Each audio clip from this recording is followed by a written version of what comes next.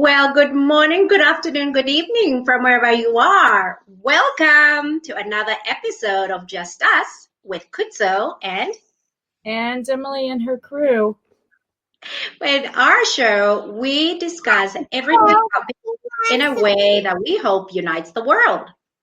So, Emily, you've got our crew over there. Yeah? So I think this is what our show's about is the reality of life. We don't have the team behind us to be able to swoop the imperfections away for a broadcast of our podcast.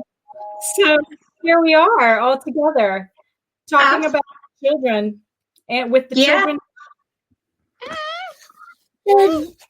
Oh, are you done, Emily? Yeah. Okay. Well, and how appropriate today. I mean, we are totally organic. We had promised we would screen like 2 days ago. That's our usual, streaming time. But as you have it, we're moms, and I'm sure if you're a parent, you can relate. And here you are, it's bedtime over there. The kids are ready for bed, and, and mine, I just dropped them off at school. And yet, this is what we do. And so today we are really going to think about and talk about how best we raise these little people and how we get them ready for the global community that we strongly believe in.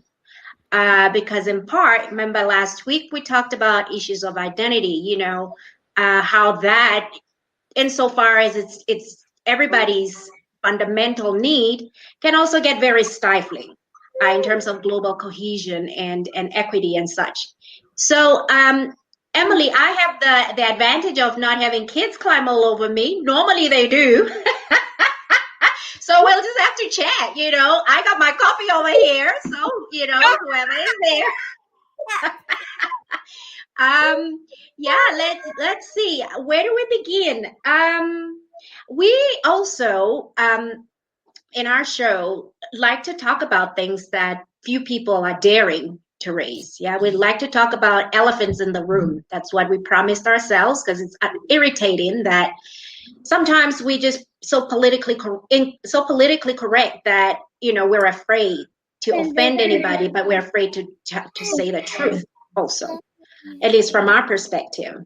Yeah. So the elephant in the room this week, as far as I'm concerned, and Emily, you want to chime in as well, around the whole issue of identity is just how skin color dictates what you're allowed and not allowed to say.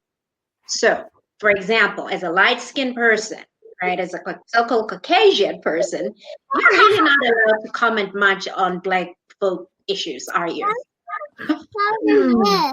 No comment. Exactly my point. See?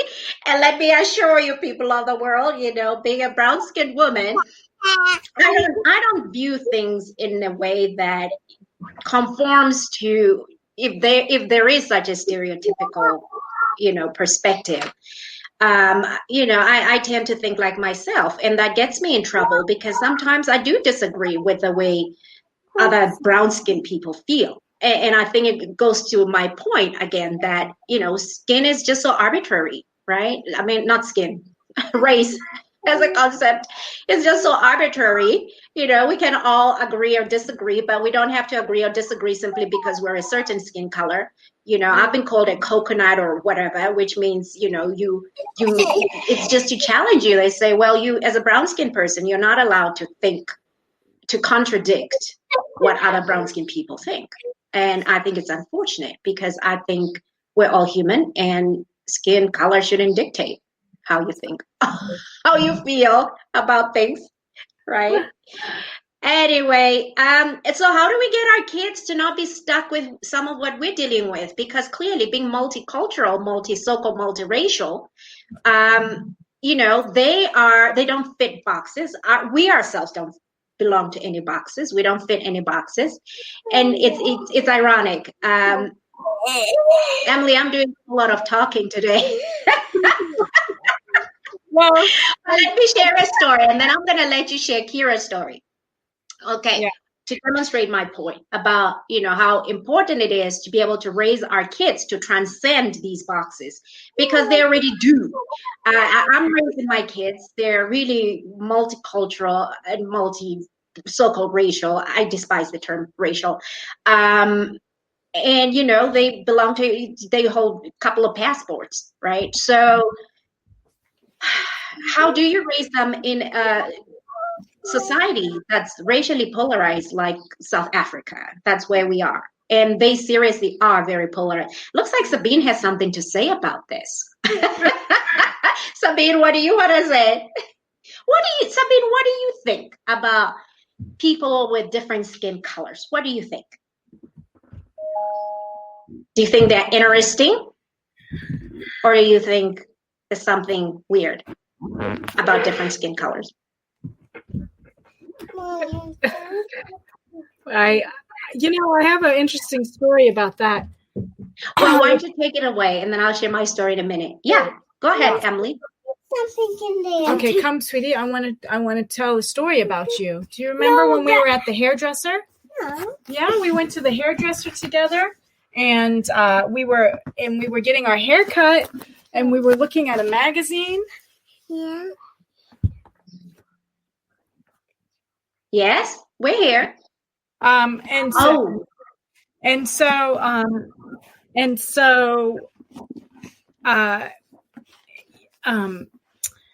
We were sitting at the hairdresser, and you were looking at a magazine, and you saw a baby. Do you remember seeing the baby picture? And you said it looks just like me. Mm-hmm. Yeah, and that baby picture was a little baby that had the same skin as Khutso, huh? Mm-hmm. Yeah, and it looked just like you, huh? Yeah, that's what Kira's perspective of the world was a baby as a baby, and she saw a baby, and she reminded of her as a baby. So so it was quite touching and cute.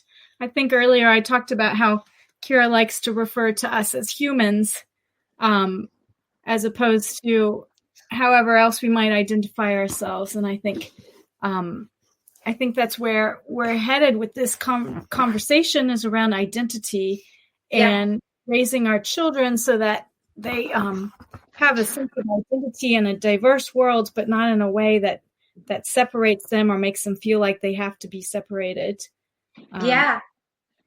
That is, I love Kira's perspective, because it goes to show that our children are not born, with all these prejudices we carry around skin color.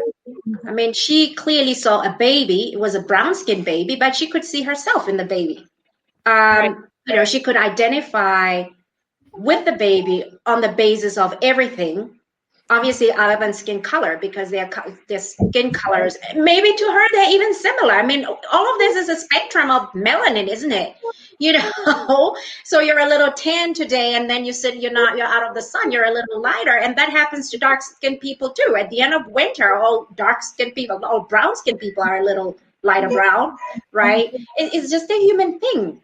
It's like, how do you preserve that in our children, where they truly are past exactly what we think we're fighting for, where we can build society that are predicated on skin color?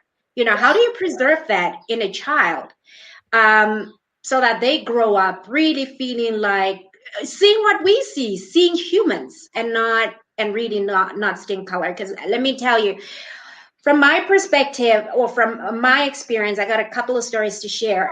Obviously, if you know anything about South Africa, it's one of the most racially polarized places in the world, truly. And are you okay, Emily? I'm just putting my child to bed. Okay. All right. So I had lived abroad forever, and then when I moved to South Africa, the minute I got off the airplane, I was carrying this tiny little baby. My 10-year-old at the time was really like one. He's very light skinned, because I'm brown skinned. His dad is Caucasian, and so he's smack in the middle in terms of skin color, right? But in South Africa, race is such a big deal. It's like people classify you into one category or another before they'll even speak to you, because then they choose a language they address you in, right? For better or worse. I'm just saying. I'm gonna try and not criticize, right? But it's such a strong filter, this race thing. I get off the airplane, folks wouldn't believe my child is mine. I had to, of course, I had passports and everything, but I remember for the very first time, it had never occurred to me that anyone could question that my child was mine. Because wherever, I'd most recently been living in Colorado, and everybody there had said, "Oh, your child looks just like you, looks like your dad, his dad, whatever. Your child's your child." But you get here and everybody's like, "No, he can't be yours." No one's looking at features even, just the skin color alone. We'd be followed around in grocery stores. I mean, it's just, yeah. Anyway, and then, a follow-up story are, I got twins that go to an international school in South Africa. It's like they live in two different worlds. At school, there is this global community, people from all over the world, and multicultural people, right? But then at home, we live in South Africa, right? Where children, when they play, race is it features. So children around here believe you ought to look like your parents, starting with your skin color. So here's our little daughter. She's 6, Nali. She came to me one day and she's like, "Mama, how come I don't look like you?" I said, "Honey, what do you mean?" She said, "But your skin looks different than mine." So I said, that's because, I'm brown skin, your dad is light skin. When you mix the two colors, you come out right in the middle. Just as you mix red and green, it'll give you purple, whatever it is. She's like, "Oh." And then I said, "Yeah, just like your one friend at the international school, several friends. Yeah, they also have a dark skinned mom and a dark skinned dad or whatever. That's the skin color they get." She got it. By contrast, my 10-year-old goes to a public school here. The notion that you can have parents of different skin colors is just non-existent. So for the longest time, I mean, now after 7, 8 years, everybody's gotten used to it.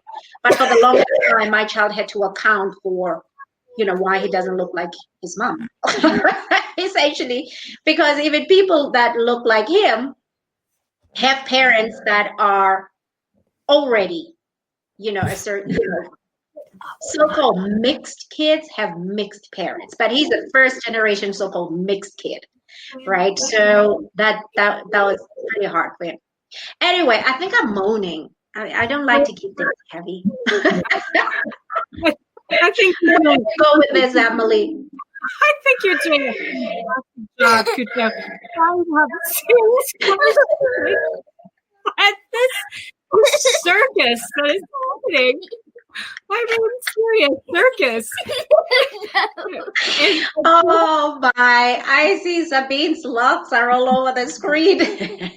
I think that I just want to highlight that this is truly a COVID life of mine, and I know many others. This is the pure epitome of my meetings on a daily basis, where you're trying to have a very serious work conversation, and then you have all these interruptions, and I think that I don't know. That's what hopefully part of this illustrates just the happiness that children have and their desire to just be and exist and enjoy life for what it's about, and not get bogged down in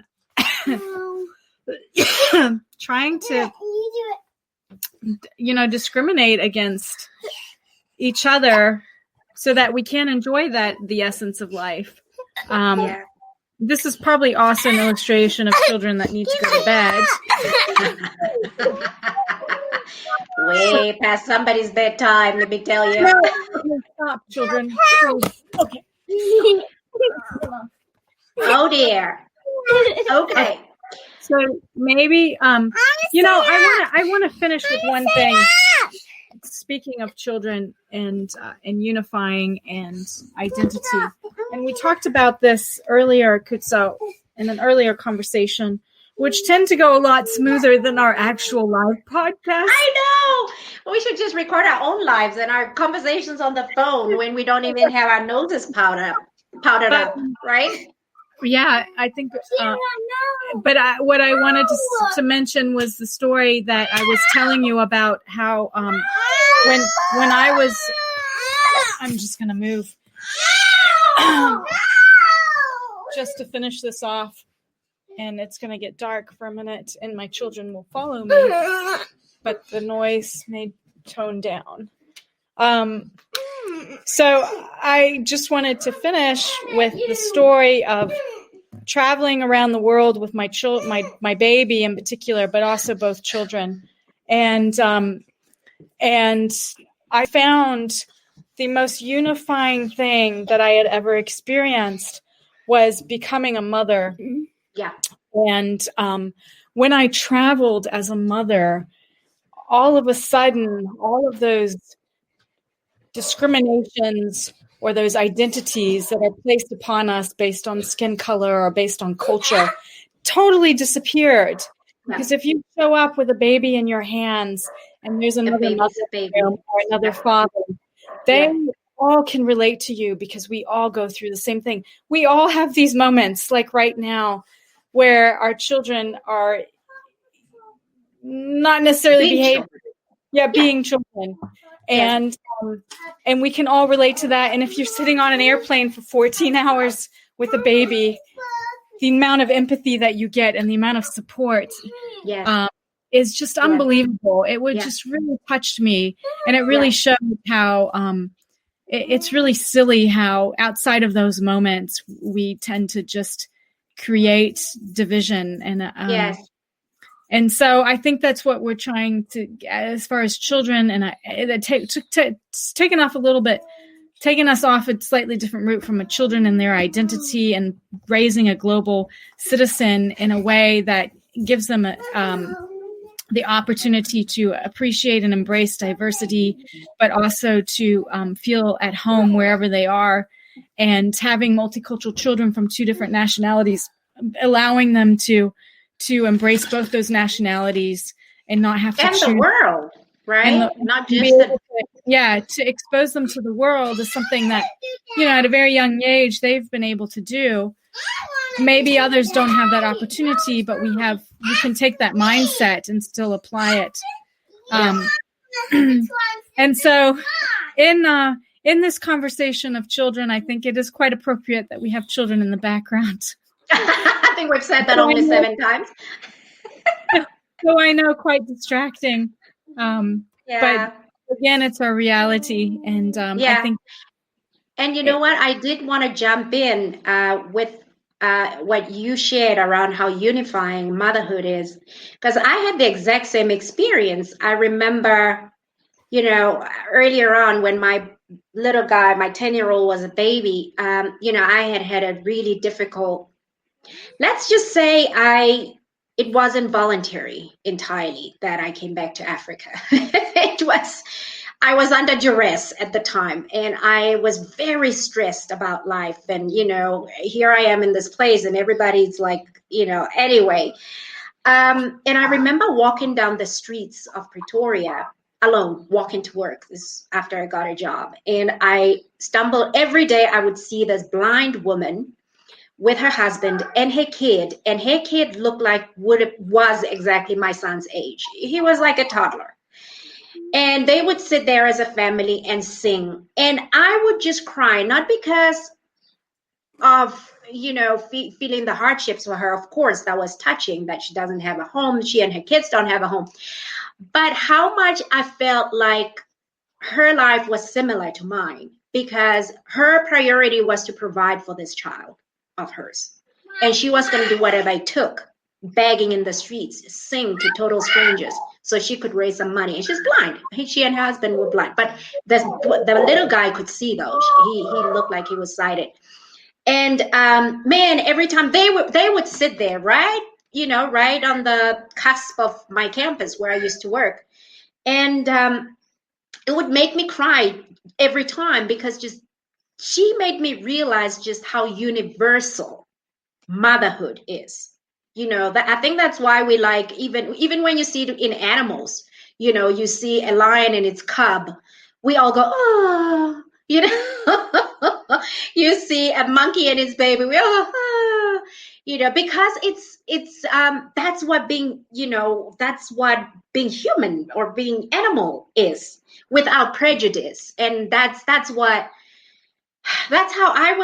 world I'd like to raise my children to create. And that's the life I want them to have in this lifetime, where they can really just be comfortable anywhere and everywhere, and really appreciate the differences that exist in life, and understand that home is not this little piece of land where mommy was born or where daddy was born, but the globe is the world. Now imagine if we raise even children that don't have the resources that ours have. I mean, there are plenty of kids that don't go to international schools. Of course, the vast majority of kids in the world don't.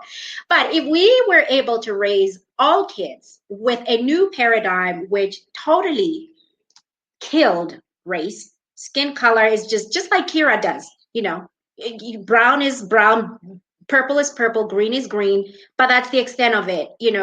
Mama's friend Khutso has brown skin and brown braids or whatever it is. And my kids think, oh, and Emily is that peach lady. They call Caucasians peach because color wise it looks like peach to them, right? Is that Caucasian lady? And that's just it. That's just it. So if we raise our kids without the framework of race, and if we raise them to not be afraid to be different, to actually celebrate being different, I think we stand a chance of really having a good global community. I think that's what we're all trying to build towards. It's just that right now we happen to walk into paradigms that already exist. And if we don't transcend those paradigms, we're never going to reach the global equity harmony that we think we want, I think. What do you think? That was a whole lot of rambling. I think that, if we could one thing that's nice about international schools is it's an international curriculum. You're bringing in the global perspective into the curriculum, and there's no reason, even if it's not an international school, not to integrate a curriculum today across the globe, regardless of the country, that has an international context. I mean, we're looking at a world now that, as far as business goes, is completely global. As far as living, we're transgressing boundaries as far as where we live and who lives where, outside of course the COVID experience. But it's just a global society today, so we might as well bring that into the perspective of their education as well. So I think with that, I might need to put my children to bed, given in this multi-time zone conversation, it is getting late. And I think next week, who knows what could happen. Well, and next week we're hoping to talk about, we're going to keep, henceforth, we're going light, right? The last couple of weeks we've been quite serious. We really want to get to a point where we keep it light. So next week we're just going to talk about hair, right? Sabine, do you want to join us to talk about hair next week? She wants to tell you something. No. Oh, go ahead. Nothing? Oh, okay. I think she chickened out. All right. Well, next week maybe she'll be brave enough, or maybe the children will be asleep. Well, you know what? It is what it is. That we said we were going to keep it authentic and real. This is what it is. So, okay. So next week, hair, do tune in. And we hope to be a lot. Yeah, it'll be fun and light. Right? Trust us, we can make hair interesting. Yes, we all have hair. Right? We can make it controversial. We're not going to talk about the politics of hair, in case you're thinking. We're not going to racialize hair. We're just going to talk about hair. How you can, make your pom-poms, get extensions, cut it off, whatever. Brush that hair. Yeah, curl it, straighten it, cut it. Okay, well, thanks, everybody. Right. Thanks, everybody. And please, if you're watching, don't forget to subscribe. Hit the subscribe button at the bottom. So that's it. Well, thanks, everybody. Good night, Sabine. Goodbye, Kira. See you guys later. Bye. Bye. Bye, everybody. Thanks for tuning in. Bye-bye. Bye. Bye. Bye. Bye.